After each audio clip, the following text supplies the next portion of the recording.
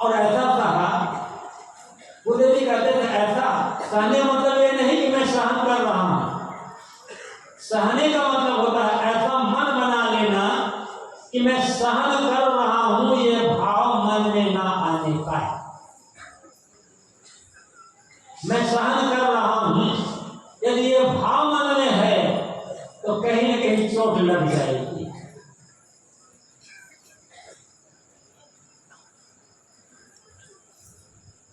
सहना क्या है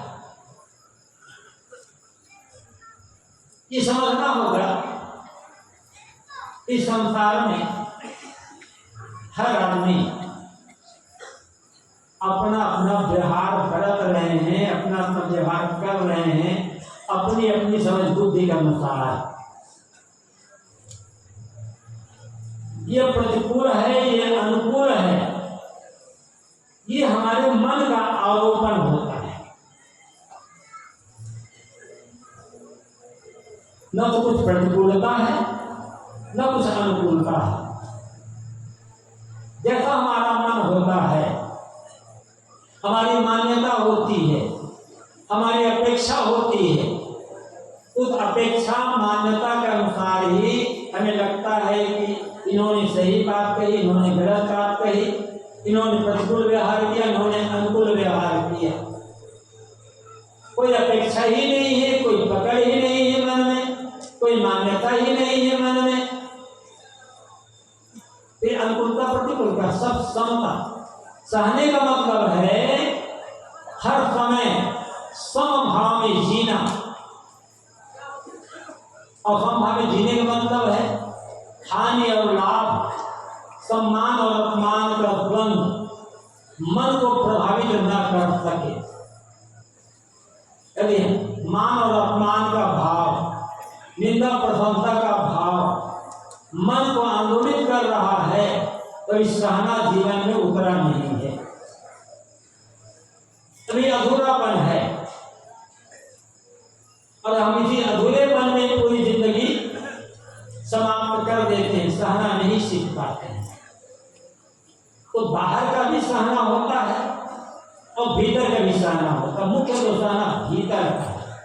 जिन्होंने अपने मन को मार लिया, अपने मन का सहन कर लिया, मन के विचारों को दूर कर लिया, फिर बाहर का अनुकूल प्रतिकूल का व्यवहार कुछ कर नहीं पाएगा। तो गुरुदेव जी ने लिखा सहना हमारा काम है और जीवन भर ही वे सहे। गुरुदेव जी कहा करते थे साधु को 3 बात पर ध्यान देना है। सेवा,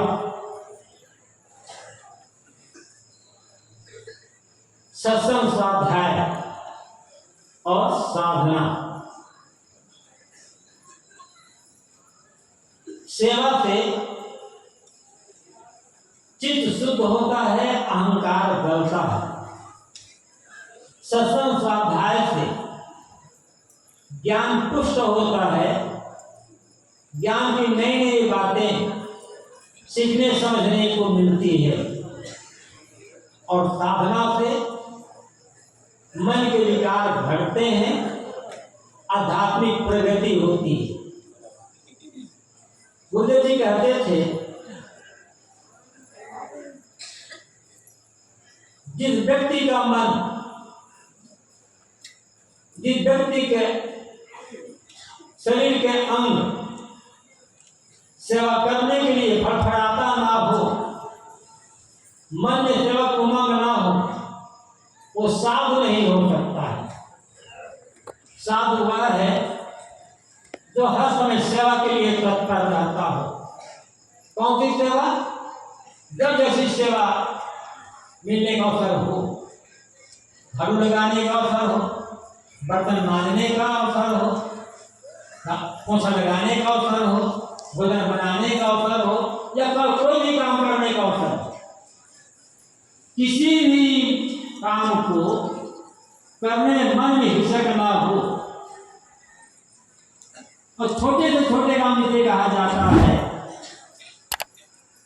उस काम को बड़ी प्रसन्नता के साथ यदि हम कर रहे हो तो समझना होगा अब सेवा जीवन में उतर गई है। काम तो कर रहे हैं लेकिन मन में हिचक है, आप बहुत सिकोड़ करके काम कर रहे हैं, शिकार करके काम कर रहे हैं, तो सेवा नहीं, मजबूरी है। और मजबूरी में कभी मन मजेगा नहीं, मजबूरी से संस्कार शुद्ध होंगे नहीं, संस्कार शुद्ध होंगे सेवा से। छोटा काम और बड़ा काम कौन सा? जिसे हम छोटा काम समझते हैं उसे भी करने वाला हमारे जैसा कोई मनुष्य होता है। और जो आदमी छोटे काम को प्रसन्नता से नहीं कर सकता, वो आदमी बड़े काम को प्रसन्नता से क्या कर सकता है? नीचे तो ऊपर उठा जाता है ना। अब गुरुदेव जी ने एक करके दिखाया, तो उन्होंने कहा नहीं सेवा सेवा।